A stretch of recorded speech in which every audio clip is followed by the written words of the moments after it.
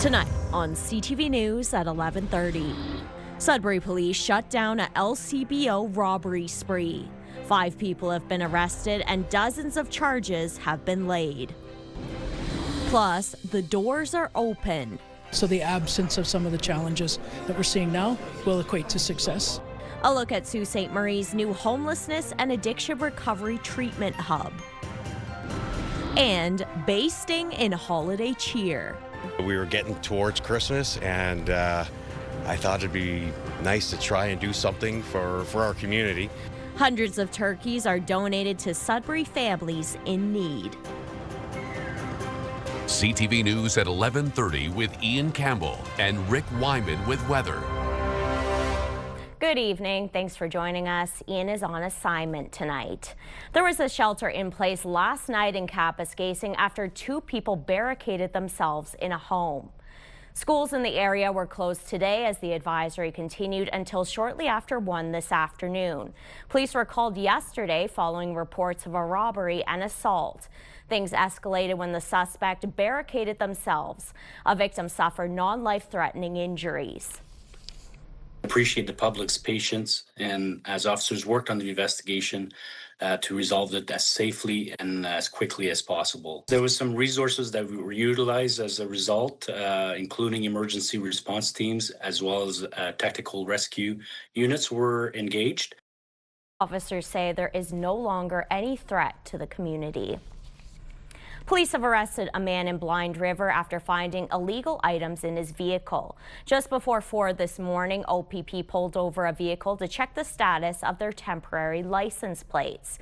Police could see open alcohol while speaking with the driver and searched the vehicle, finding open alcoholic beverages and what police suspect was crushed up Adderall pills, along with a crack pipe, a scale, dime baggies, a dagger, and bear spray. A 48-year-old faces drug and weapons charges. A 50-year-old snowmobiler from Goulet River has died as a result of injuries from late last night in a crash. It happened around 11:15 p.m. The crash is still under investigation. Greater Sudbury police have arrested 5 people in connection with liquor store robberies across the city. Over the past 2 weeks, the break, enter, and robbery unit arrested 4 adults and a 15-year-old, laying 71 charges against the 5 of them. Police say the stolen property is believed to be valued around $30,000. The LCBO robberies happened over the course of several months at various locations. In an emailed statement, the LCBO's chief retail officer says LCBO teams have worked diligently to provide evidence to Greater Sudbury Police with the aim of holding individuals who commit crimes in our stores accountable. Skills Ontario is predicting that trades are going to be more in demand for 2026. Which ones are on the rise? CTV's Madison Marier explains. Skills Ontario is looking to see what trades are in demand in an industry looking for skilled workers. Many of the training delivery agencies and the colleges are partners with Skills Ontario, and of course our industry partners as well give us a pretty good sense of where the demand is. Clipsham says the top in-demand trades differ across the province depending on location. For Northern Ontario and Sudbury, a little more emphasis around the mining-related trades, not surprisingly. Things like industrial electricians, millwrights, welders and fabricators, things that support that infrastructure. Heating, ventilation, and air conditioning technicians for sure. Plumbers and pipe fitters. And then heavy equipment operators and iron workers. There's been more interest in the trades recently. Our domestic enrollment is up and compared to, say, even last year or the year before that. So yes, the interest is definitely showing in our enrollment numbers. Crane said that more people are taking programs in the trades. With over 140 trades in Ontario, opportunities are widely available. There's a skills shortage and there's a lot of opportunities, right? We are developing as a country. We are, our community is growing. Construction, every politician is talking about increasing construction. You need tradespeople for that. Skills Ontario says tariffs are still impacting some trade jobs, but they add when there's a lull in one trade, there's a booming need in others. Madison Marier, CTV News, Sudbury. Since there is a great demand for so many tradespeople, there is good news on the horizon. Cambrian College is partnering with Skilled Trades Ontario to become a Red Seal examination centre. We are going to be a site where our apprentices locally can write their exams, so they no longer have to wait or go outside of Sudbury to do this. So we're really trying to support the industry, the community in transitioning our apprentices into journeyman persons. Crane says the opening of the centre isn't known just yet. An international cryptocurrency scheme, and at the center of it, a 26-year-old man reportedly from Sudbury. The Securities and Exchange Commission in the U.S. has charged 26-year-old Nathan Govan and 3 entities he controls with fraudulent securities offerings after allegedly misappropriating roughly $6.3 million U.S. of investor funds. Govan was arrested in England yesterday. You can read more on our website, CTV News Northern Ontario.ca. An official opening and look inside Sault Ste. Marie's HART Hub took place today. CTV's Corey Nordstrom has that story. Dignitaries gathered in a room that typically serves as the Community Resource Center's men's shelter for a formal opening of the Sault's HART Hub. It included the province's Associate Minister of Mental Health and Addictions, who spoke of the need to break the cycle of addiction in cities like the Sault now and in the future. We want to collect data from all the 28 HART hubs, including Sault Ste. Marie, so that we can, 2026, 2027, we are making more informed decisions based on how many people are getting the recovery treatment and what's the age, what are the age groups, and how we can better serve with the right evidence-based information. The Canadian Mental Health Association oversees the HART Hub. Its chief executive says the impact of this effort will amount to fewer people struggling on city streets. Likely what we'll see in success is things that we're not seeing in our community. So the absence of some of the challenges that we're seeing now will equate to success. A tour revealed spaces for medical checkups and the hub's floor of transitional housing units. With roughly $6.3 million to each of the province's 28 HART hubs, Mayor Matthew Shoemaker notes the strong need for these funds, saying over 480 people experienced homelessness in the region in 2024, a figure that's changed drastically in the last 8 years. It's gone up several 100%, and the funding dollars have not followed. Now, this new investment is a 3 times increase to the dollars that are going into mental health and addiction services. That's to keep pace with what the point-in-time numbers were last year. We'll see what they are the next point-in-time count. Renovations are among a number of moving parts yet to come on this site, where Kay says they will soon offer more services. Our crisis counseling will come on board very shortly. We're in the midst of interviews for that, recruitment. We've added an additional access and information worker. Case notes that their timelines are flexible, though she expects that all components of the HART Hub at the CRC will be operational by April 1st. She says the goal of adding 30 more supportive housing units in the Sault is still a couple years away from completion. Corey Nordstrom, CTV News, Sault Ste. Marie. The Near North District School Board confirmed today Craig Miles, Director of Education, has retired as of this morning. The information was first released in a leaked memo. The move follows months of controversy surrounding governance reviews and a provincial takeover of the board. Miles was named in the Ministry of Education's governance report and found there was a serious lack of leadership from him. The report found he also participated in his own job performance reviews, which saw a huge salary increase, and he allowed a family member to use his corporate credit card on at least 2 occasions for personal use. Education Minister Paul Calandra previously stated that he intends to replace Miles with a new interim director of education. A provincial supervisor will be appointed in the new year. Today marked the final day of the fall legislative session at Queen's Park, the House now taking a 3-month hiatus. But opposition parties are arguing they should be back at work sooner. CTV's Siobhan Morris reports. There's no holly, but the halls of Queen's Park are very much decked for the holidays. On this last day of this abbreviated session, the same steady drumbeat that has pounded the last 7 weeks. The minister hand-picked conservative insiders to receive government funds. The Labour Minister hammered Daly, called on to resign over the Skills Development Fund. Every dollar goes to training. It's in the guidelines of the publicly accessible funds. With question period over for the year, Merry Christmas. Happy Hanukkah. The Premier stressed the responsibility MPPs have to the people they represent. And when we work together, we can do incredible things, even though we disagree. But politicians won't be all in one place to collaborate for a very, very long time. After only 51 days in the legislature in 2025, the House is on break until March 23rd. That's crazy.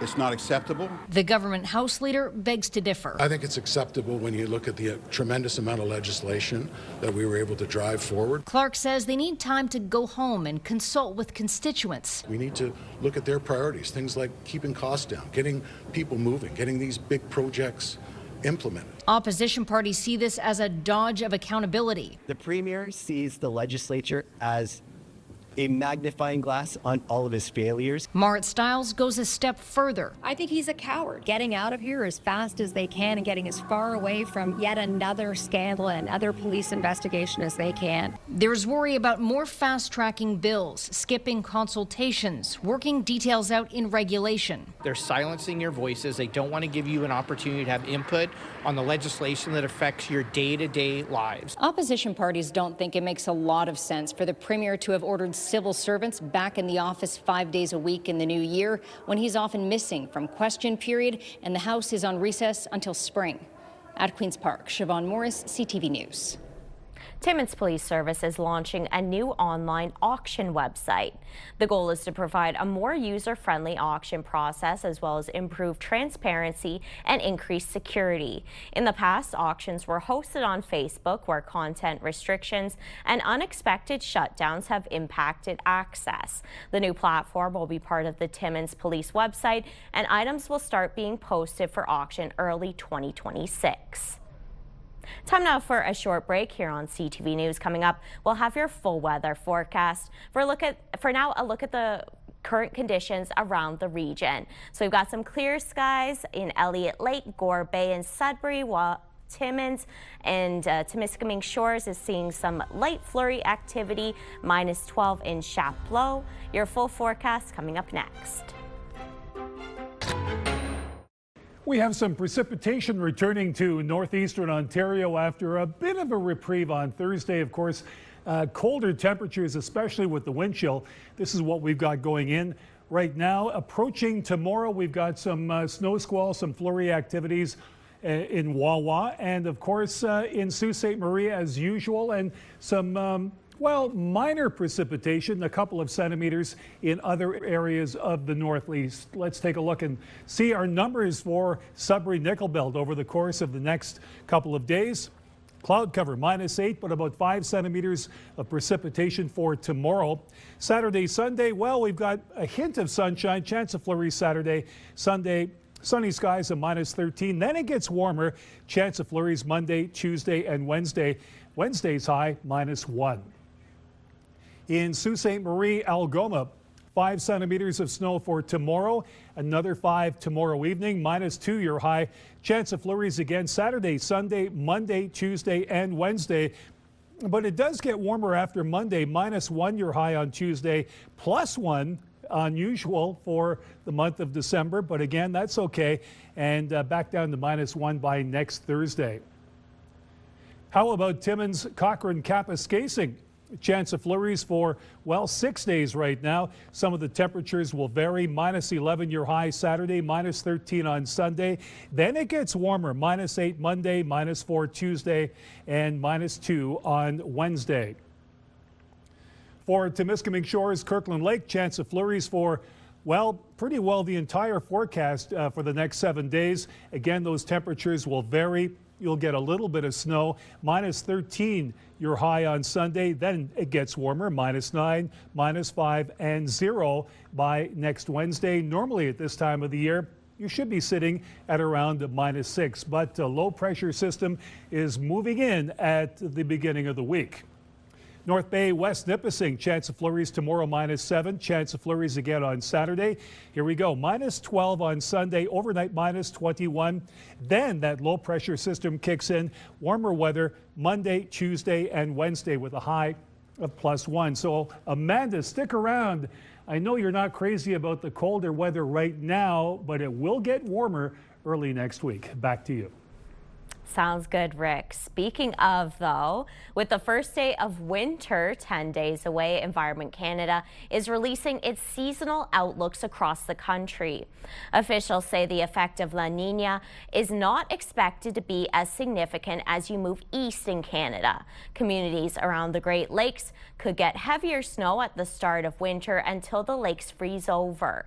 Environment Canada is monitoring a storm track moving from the Rockies to the Great Lakes, and the Northeast is near the path of that storm. They could track across Northeastern Ontario. As we saw earlier, I think a couple of weeks ago, we had a very powerful storm that worked its way through the region, bringing immense snowfall to the area. The track could also continue further, it could set up further south, right? So it's not a guarantee that you're going to see more storms. Environment Canada says Eastern Canada shows equal chances of above, near, or below average precipitation. 15 hybrid wolves were removed from a property in Wanapitei yesterday. The MNR executed a court order to seize the animals after the owner pled guilty to possessing them illegally, among other wildlife charges earlier this year. MNR conservation officers and staff, along with vets, were at the property yesterday, where some of the animals were chemically immobilized to be handled safely and secured for transport. In an email statement from the MNR, it says the hybrid wolves will be transferred to one authorized facility. To protect the safety and security of both the facility and the hybrid wolves, the name and location of the approved facility will not be disclosed. Gift cards are a popular present over the holidays, and the vast majority are given and received without any trouble. But occasionally you could end up with one that's been tampered with, leaving you with a zero balance. CTV's Pat Foran has details.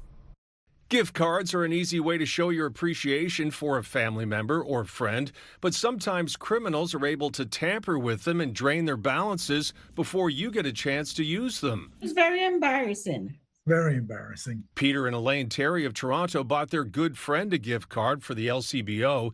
He received it a month ago, but when he went to use the $100 gift card, it was empty. He called and said he'd been to the LCBO to use the gift card, and they told him it had a zero balance. The Terrys purchased the gift card at Shoppers Drug Mart and weren't sure why there was a problem.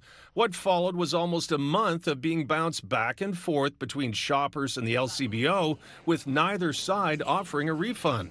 I think Shoppers should reimburse you your money because you paid for it there. Gift card fraud can take different forms, but generally criminals go to a store, copy the card number and bar activation code, then reseal the package. They may also place fake barcode stickers on the cards. When the card is activated, money that's added goes to the scammer instead of the gift card holder.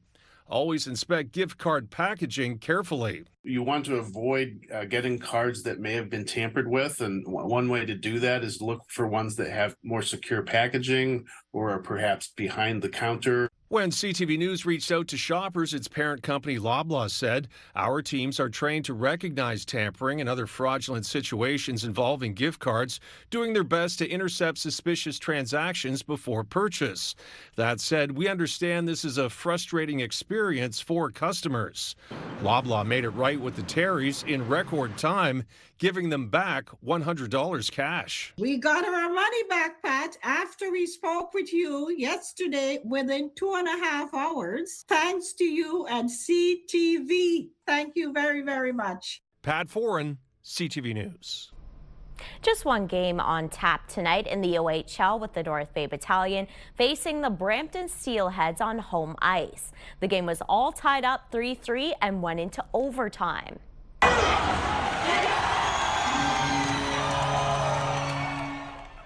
That was until right-wing Shamar Moses scored the game-winning goal in the last 4 minutes in OT. The battalion have a day off tomorrow before facing Erie on Saturday.